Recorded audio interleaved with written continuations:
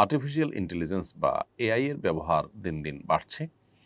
মানুষ ছোট বড় বিভিন্ন কাজ করতে গিয়ে এআই এর শরণাপন্ন হচ্ছে, এআইকে দিয়ে সে কাজগুলো করাচ্ছে, বিভিন্ন বিষয় জানার চেষ্টা করছে, ইনফরমেশনগুলো নেওয়ার চেষ্টা করছে। ঠিক একইভাবে মাসআলা মাসাইল জানার জন্য এআই এর শরণাপন্ন হওয়া এবং আর্টিফিশিয়াল ইন্টেলিজেন্সের মাধ্যমে মাসআলা মাসাইলের উত্তর নেওয়া, শরিয়ার দৃষ্টিকোণ জানার চেষ্টাও কেউ করে থাকতে পারেন।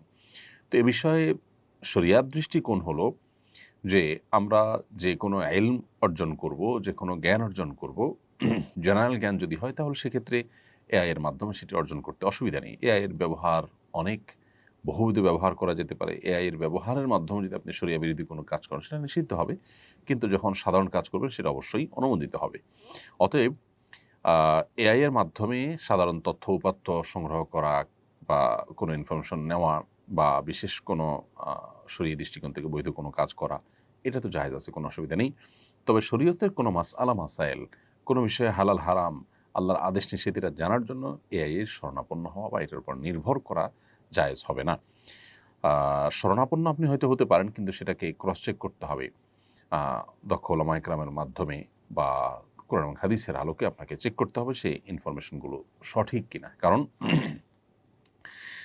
জাগতিক বা পার্থিব কোনো ইনফরমেশন সঠিক বা ভুল হলে আমরা যতটা ক্ষতিগ্রস্ত হব, শরিয়ার কোনো বিধিবিধান আমল করতে গিয়ে, পালন করতে গিয়ে, জানতে বা মানতে গিয়ে যদি আমাদের ভুল হয় তাহলে তার ক্ষতির পরিমাণ, মাত্রাটা অনেক বেশি হবে।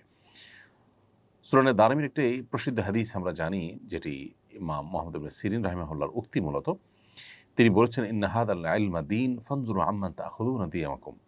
নিশ্চয়ই এই যে ইলম, হাদিসের ইলম, কোরআনের ইলম, এটি দিন, এটা দিনের অংশ। অতএব তোমাদের দিন কার কাছ থেকে গ্রহণ করছো সেটা তোমরা লক্ষ্য করবে। অর্থাৎ নির্ভরযোগ্য সূত্র ছাড়া দিন গ্রহণ করা যাবে না।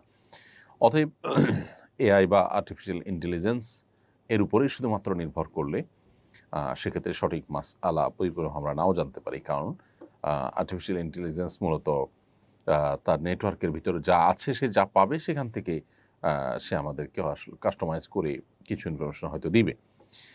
বাট সেই ইনফরমেশনগুলো সঠিক কিনা, সেখানে ভুলভাল আছে কিনা সেটা আমাদের চেক করা উচিত।